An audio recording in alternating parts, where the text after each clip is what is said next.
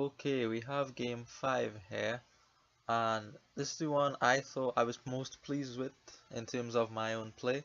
So let us jump right in. The first thing I noticed on the board is Chapel, which can get you thin very fast, but then what do you want to do with that thin deck? There are not a lot of options, if any at all, on this board. Maybe you can get many schemes and an envoy, and that would be your engine, but it seems like this board is going to be dominated by a money strategy rather than an engine strategy. There's nothing to do with the engine here. I thought of opening Ironworks on Chapel. Chapel can get rid of your estates, and then Ironworks can get silver, and you can get your money up that way. But really, the Chapel was very unattractive to me, given how the board was. You would spend time trashing for what? For not a lot, really. So I didn't like the Chapel. My opponent opened with the Chapel, and seeing my opponent open with the Chapel made me want to not go for the Chapel. I prefer games where there is a contrast of styles. So if I can create that somehow, then I will do so. So I open with the Silver, still being flexible, and my opponent opens with the Scouting Party. I did not think of this, but you can get your estates paired with your Chapel that way, as my opponent did, and got rid of 2 estates. So that is clever. My opponent's part. I open with the Envoy and the Silver, and this is what I was going for with the Envoy opening, trying to get a big mint off, and I'm able to do that. As good as it gets, really, getting rid of 6 coppers in one go with the mint, and here I'm able to mint a silver and then buy the Scouting Party, because I know there's just the estate and the copper left at the top of my deck. So I'm hoping with Scouting Party I'm hoping that I can make use of Scouting Party so that I can always have decent turns. My opponent is now starting to build up the money as well, going for silver on the last 2 turns. I mint another silver here, and again Scouting Party is going to clear off the top of the deck, making sure that I have a decent turn. I mean, I don't know if $4 is decent, but is what I ended up with. My opponent goes for the first counterfeit of the game. That is also something that I'm interested in. I'm able to mint treasures, so counterfeit is going to be very good for me. So here on 6, I expected gold from my opponent, even a second counterfeit, given that they have quite a bit of coppers compared to me. I think they only played Chapel twice, one on that turn 3, then one more time to get rid of an estate and maybe a copper. But instead it is a Scouting Party followed by a silver. So here the Envoy is just played to get to the end of the deck. I know I will be able to get my counterfeit on this turn regardless of what the Envoy turns up.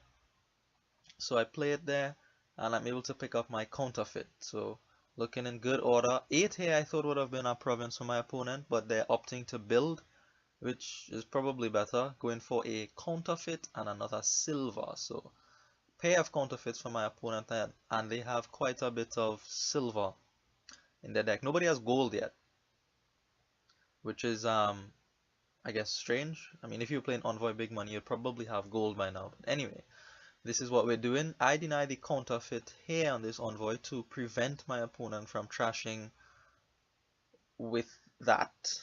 If I can keep more coppers in my opponent's deck, I feel it'll be beneficial to me. Although, I mean, the coppers aren't bad in this game, really. Especially for my opponent who has no estates in their deck. So they go for counterfeiting a silver here, and I thought this would be province, but instead it is an Envoy, a Scouting Party, and a third counterfeit. That seemed kind of strange to me. I wasn't quite sure what that was about. I thought it would have been maybe province or gold and another counterfeit, but instead my opponent went that way. Here, now the thinking begins, because I have large hands with a counterfeit in it, and I need to know how much money I can get.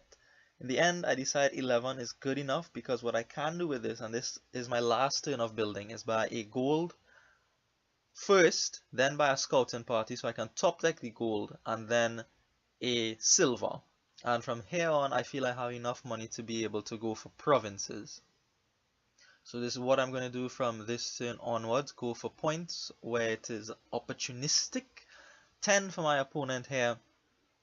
Again, I'm thinking province and scouting party is a decent buy here, but my opponent opts to build, going for gold and silver just as I did last turn. So here I do not want to get rid of my silvers and golds quite yet. I want to reserve that for an endgame play where I can get a lot of value for it and potentially pull ahead. So we're just going to play the counterfeit there to make up the 8 for the first province. My opponent only comes up with enough for gold, and here I'm able to make use of the scouting party to fix up the top of my deck. I get rid of the counterfeit here because I don't want to use that on treasures immediately, and if I'm not using it, it is as good as a copper, so I get rid of the copper effectively.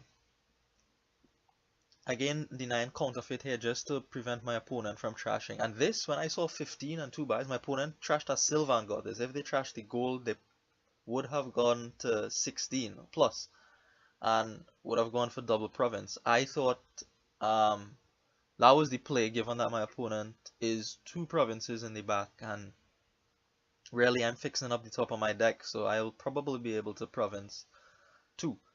My opponent does go for a single province here and buys a scouting party, and again I have some counting to do here. How much money can I get? How much money do I actually want with the counterfeit? It's very good for me to be seeing my counterfeit so often. I really don't want the envoy to reveal it because it is very natural for my opponent to discard that and leave me with just the 1 buy. So again, I'm deciding whether or not I want to get rid of these treasures, but I decide it's not time yet. I can get 12, go for a scouting party to clear the top of my deck, which I know isn't great, and buy another province. I could have gone for province duchy with the counterfeit play, but I don't think it's time. I don't want to just evaporate treasures from my deck when there's still 4 provinces left to buy. So again, same reason for discarding that counterfeit there. Get rid of the plus buy, get rid of the trashing for my opponent. Here on this turn, my opponent comes up with another 15. This is scary because 15 is very close to 16. Goes for province and duchy. Here I'm able to mint a gold, scout ahead with the scouting party, and pick up a duchy of my own. Now it's just about carrying the points lead home. So my opponent picks up a province, and there are 2 provinces left. We have 3 each, so now it's going to be a bit of a duchy battle. Now here I could get the province and an estate. I'm ahead, I could do that, but my opponent has had some scary looking turns, and I don't want to lose on province, duchy, estate here. So I believe my deck is going to be better in the long run because my opponent has been removing treasures from their deck. This is the first time I've removed a big treasure from my deck, whereas my opponent has done so a couple times before me. So I go for the double duchy. I feel it's just the absolute safest play, and it'll take me to victory with minimal risk this way. So I'm able to get a duchy here, just staying on course. That time I knocked the gold out because I want my opponent to play the counterfeit and get rid of their treasures at that point. That is an easy call. Get rid of the counterfeit. Nothing for my opponent there, and this envoy reveals the end of the game. So that is game 5. Thanks for watching.